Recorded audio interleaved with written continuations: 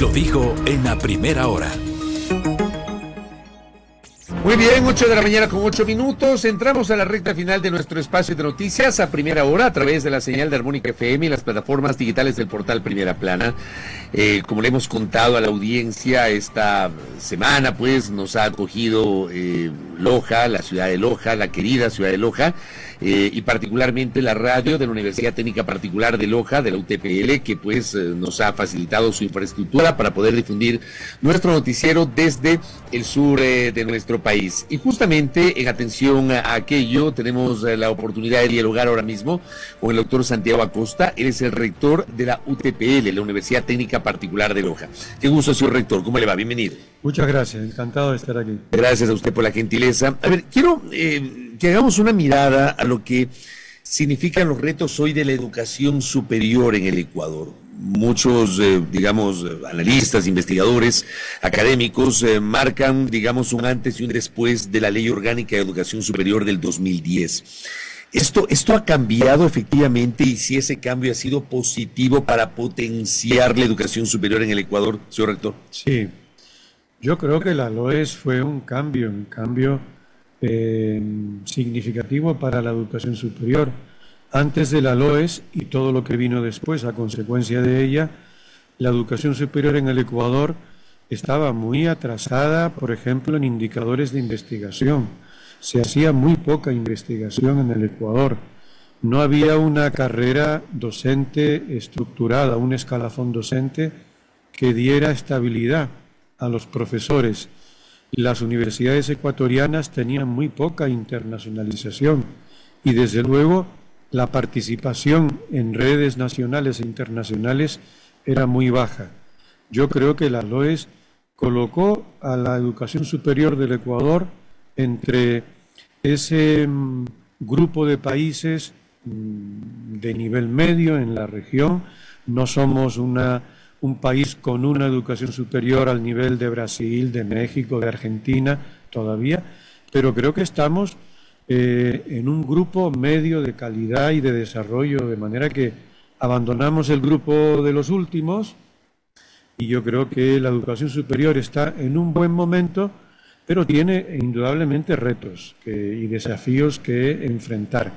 Entre ellos, a mí me parece, hay dos que son importantes, ¿no?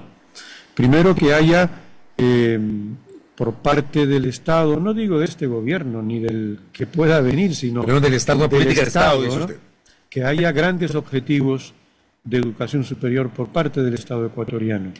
Qué sé yo, qué metas nos colocamos en acceso para educación superior, qué metas queremos alcanzar de tasa bruta, de retención a nivel nacional, qué metas queremos alcanzar desde el punto de vista de los resultados de investigación, qué queremos para las universidades en cuanto a su proyección internacional, cómo queremos contribuir a espacios comunes de educación superior. Todas estas cosas creo que se necesitan plantear a nivel de Estado, con la participación de la sociedad civil, de las universidades y desde luego del propio Estado, ¿no?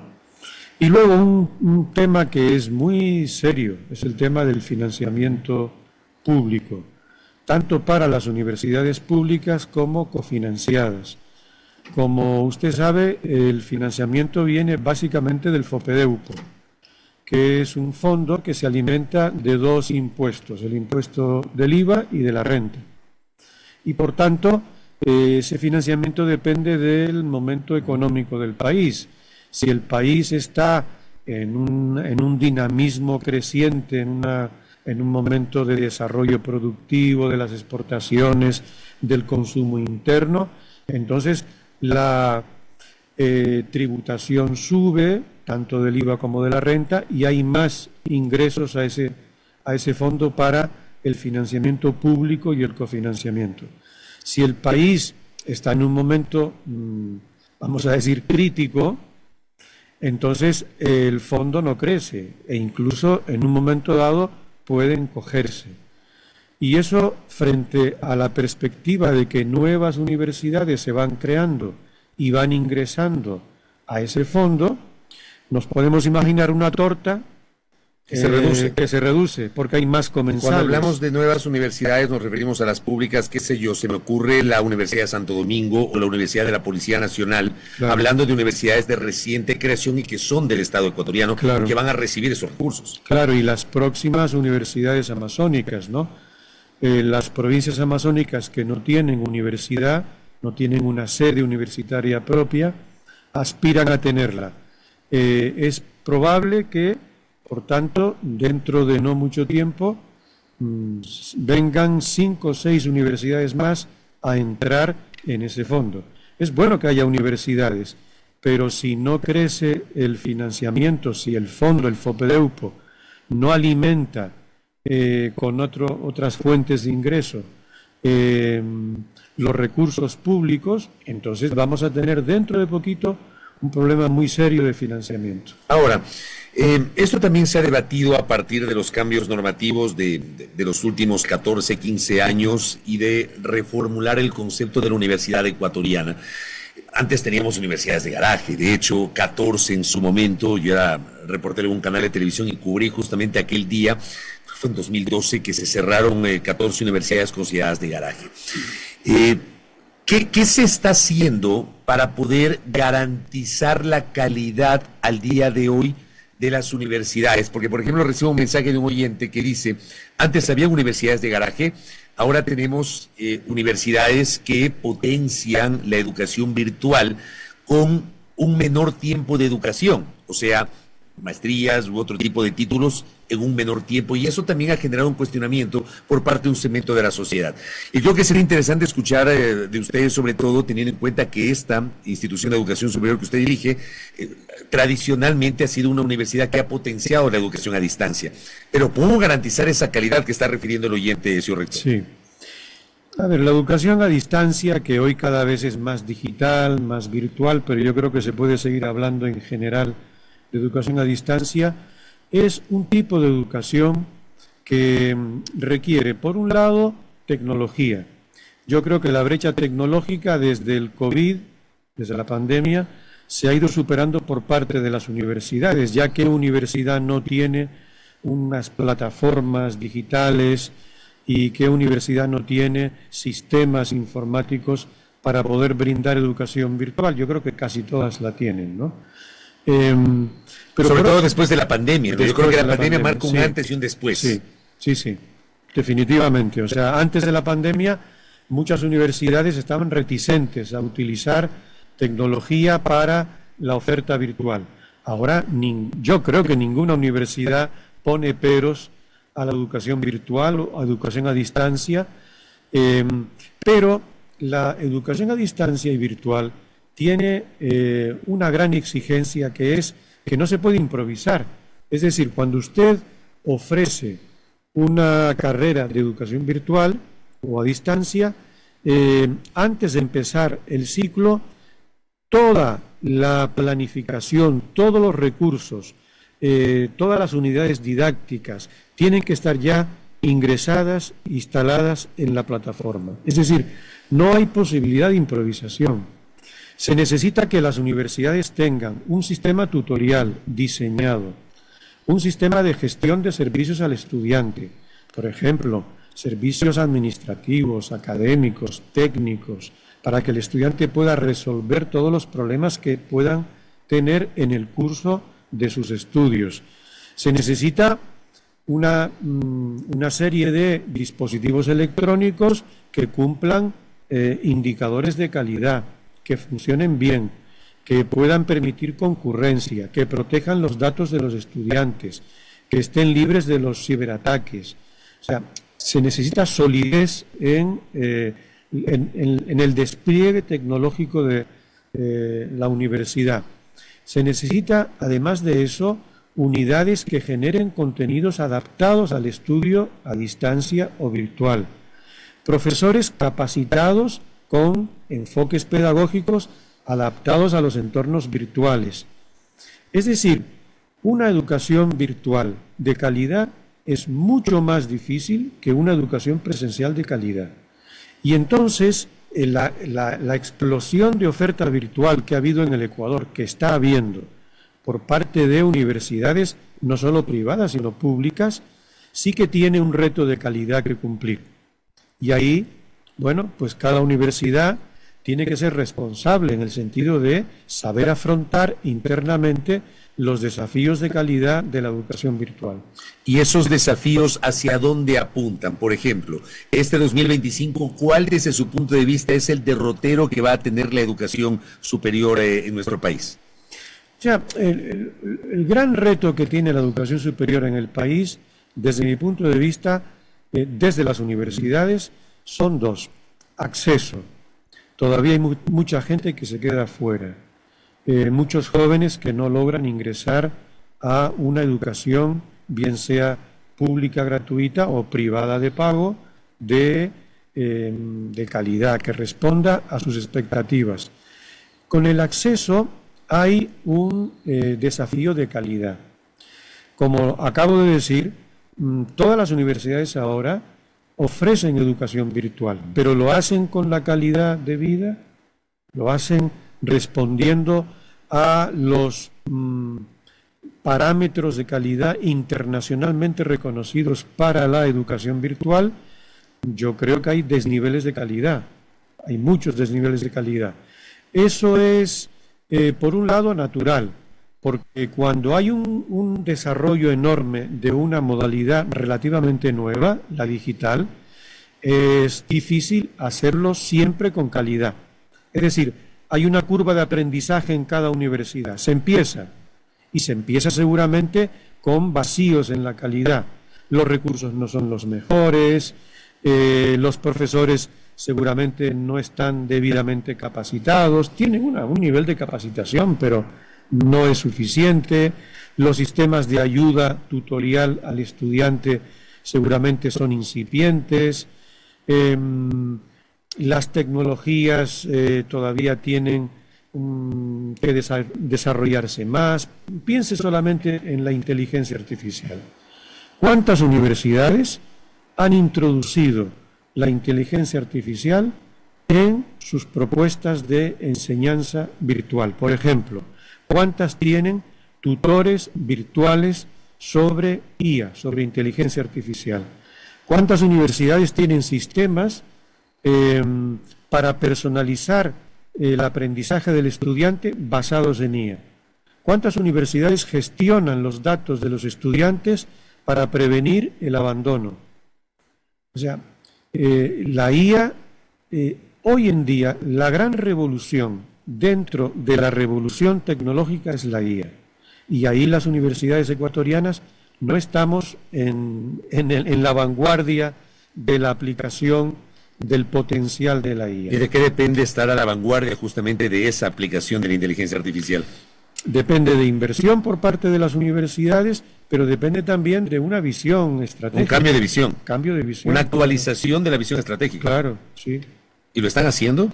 ¿O todavía estamos mirando con algo de recelo? Yo creo que algunas lo están, por lo menos nosotros lo estamos haciendo, la UTPL ya lo está haciendo. Pero no dejo de reconocer, dentro incluso de la UTPL, que tenemos mucho que recorrer en las aplicaciones de inteligencia artificial. Aplicamos inteligencia artificial para, por ejemplo, elaborar recursos educativos. Ya lo hacemos con inteligencia artificial.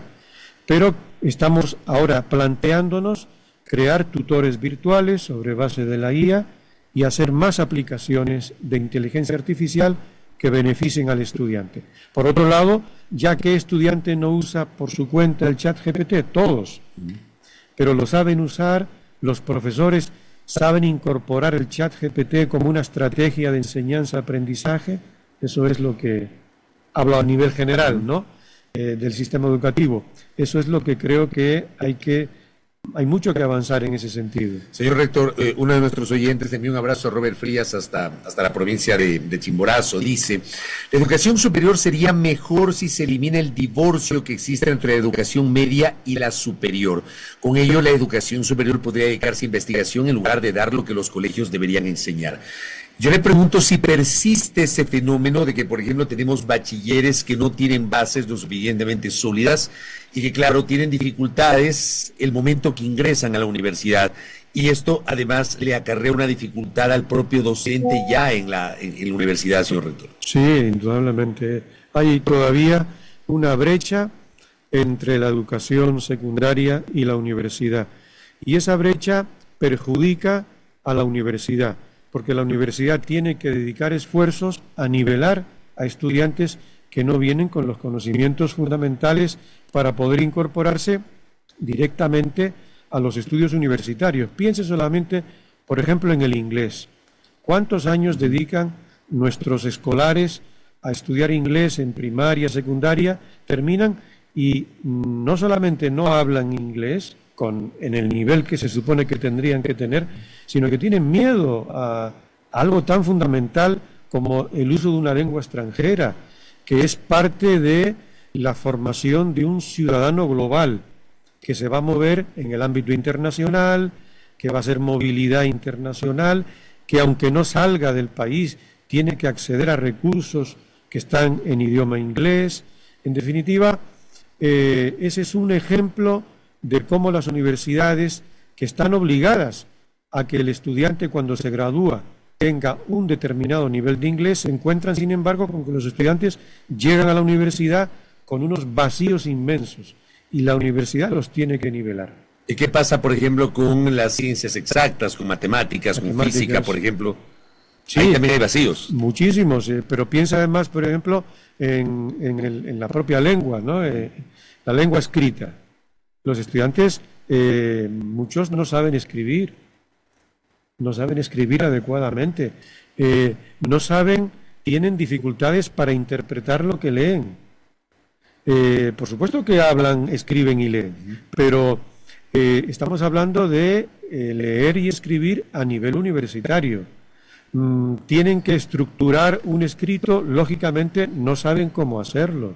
Entonces, hay grandes vacíos que las universidades, ¿cómo hacen para nivelar a los estudiantes? Pero es posible, y usted confirma justamente la duda que tenía nuestro oyente, ¿es posible eliminar ese divorcio de la educación media con la educación superior, tomando en cuenta además que la educación media de alguna manera sigue un pensum que está diseñado por el gobierno de turno, por el gobierno central, por el Estado, y hay una autonomía de la educación superior? ¿Es posible coexistir los unos con los otros? Yo creo que es necesario, es posible y necesario. Pero no se lo ha hecho. ¿De qué depende que se lo haga, señor rector? Yo creo que hay que integrar más, o sea, hay que invertir más en la educación primaria y secundaria por parte del Estado, ¿no? No estoy hablando del gobierno actual, que se entienda que no es una crítica al gobierno actual. Es al Estado. Es el Estado, ¿no? El Estado ecuatoriano está en déficit con la educación primaria y secundaria. Hay que invertir en mejores recursos, mejores escuelas, profesores más capacitados, mejor pagados. Y desde luego hay que incidir en aquellas competencias que son clave.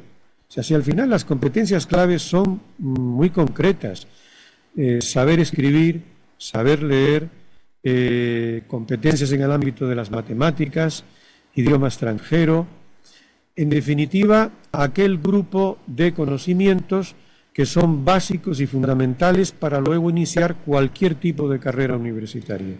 Señor rector, gracias por esta entrevista, gracias por recibirnos y por acogernos además con el programa esta semana aquí en la sede de la universidad, y un gusto conocerle, porque por primera vez he tenido la oportunidad de conversar con usted. Igualmente, un gusto. Muy gentil. La visión de nuestro invitado, de Santiago Acosta, rector de la Universidad Técnica Particular de Loja, es una visión sobre lo que está pasando a nivel de educación superior, los retos, y por supuesto un llamado de atención para que comencemos como sociedad y como Estado a debatir los desafíos del presente y del futuro. Gracias al rector Santiago Acosta. Primera plana.